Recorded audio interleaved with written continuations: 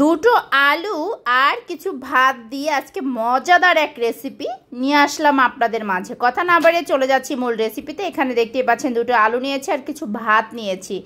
ভাতগুলো আমি শিলপাটায় হালকা বেটে নেব, একটু আঠালো আঠালো যাতে হয় ওভাবে।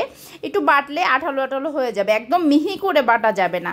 তো আমি দেখে নিচ্ছি আমি কিভাবে আসলে ভাতগুলো বাটছি। এই যে দেখেন এইভাবে হালকা হালকা, যে একটু আঠালো আঠালো কিন্তু হয়ে গেছে। আমি এখন একটা বাটিতে তুলে নিচ্ছি। এভাবে আমি সব ভাতগুলো এভাবে হালকা একটু বেটে নেব, বাটিতে তুলে নিয়েছি। হ্যাঁ, তো তারপরে পরবর্তী স্টেপে আমি চলে যাচ্ছি। এখানে এই যে দেখেন বাটির মধ্যে নিয়ে নিয়েছি। এখন আমি এখানে ওই আলু দুইটা আমি কুচি করে নিয়েছি, ছোট ছোট পাতলা পাতলা করে কুচি কুচি করে নিয়েছি। এখানে দিয়ে দিলাম ভাতের মধ্যে। তারপরে এখানে দেব আমি আপনার মরিচের ফাঁকি দেব এখানে। তারপর এখানে দিব আপনার কিছু কালিজিরা। হ্যাঁ, কালিজিরাটা আসলে সামান্য দিতে পারেন, আবার অনেকে আসলে কালিজিরা খায় না, সেই ক্ষেত্রে আপনারা স্কিপ করতে পারেন। তারপর দিব আপনার পরিমাণ মতো স্বাদ অনুযায়ী লবণ দিয়ে দিচ্ছি এখানে। তারপরে আমি এখানে আরও কিছু উপকরণ আমি অ্যাড করব। এখানে দিয়ে দিচ্ছি কিছু সামান্য পরিমাণ একটু হলুদের গুঁড়া, তারপর একটু মরিচের গুঁড়ো দিয়ে দিচ্ছি। সামান্য সামান্য দিতে হবে, এগুলো পরিমাণ বুঝে। তারপর এখানে আমি দিয়ে দিচ্ছি একটু আপনার টালা জিরার গুঁড়ো দিচ্ছি সামান্য পরিমাণে। তারপরে দিয়ে দিচ্ছি এখানে আপনার ধনিয়ার গুঁড়া। হ্যাঁ, তারপরে আমি এখানে দিয়ে দিচ্ছি আপনার পেঁয়াজ কুচি দিয়ে দিচ্ছি। তারপরে আমি এখানে দেব আপনার চালের গুঁড়া। হ্যাঁ, যেটা আসলে এই যে চালের গুঁড়া আমার বাসায় আসলে রেডি করা ছিল আগে থেকে, তো চালের গুঁড়া সামান্য পরিমাণ চালের গুঁড়ো দিয়ে দিচ্ছি। চালের গুঁড়োটা দিলে হয় কি একদম মুচমুচে হবে। আমি সেটা দিয়ে কি করব অবশ্যই নামটা আমি বলে দিচ্ছি।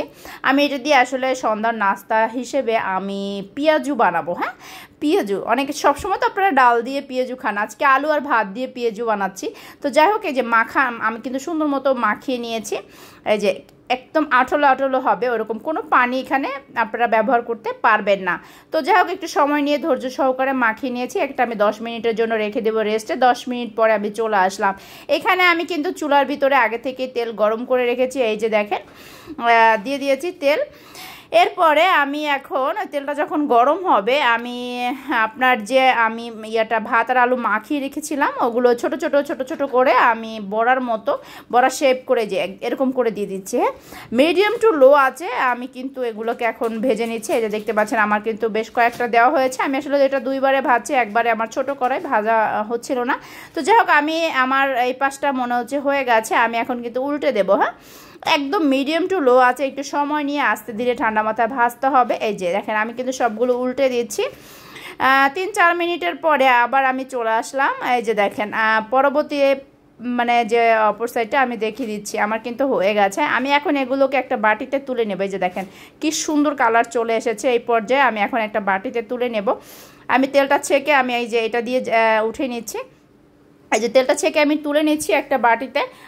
আমার কাছে না এখনই মনে যাচ্ছে যে আমি এটাকে খেয়ে নিই। তো যাই হোক, ধৈর্য ধরতে হবে, এটা ঠান্ডা হতে হবে তারপর খাবে। যে আমি একটা বাটিতে তুলে নিয়েছি। আমার মেয়ে দেখেন আনা মাত্রই কিন্তু সে মানে ঘ্রাণটা আসলে পুরা ঘর মোমো করছে।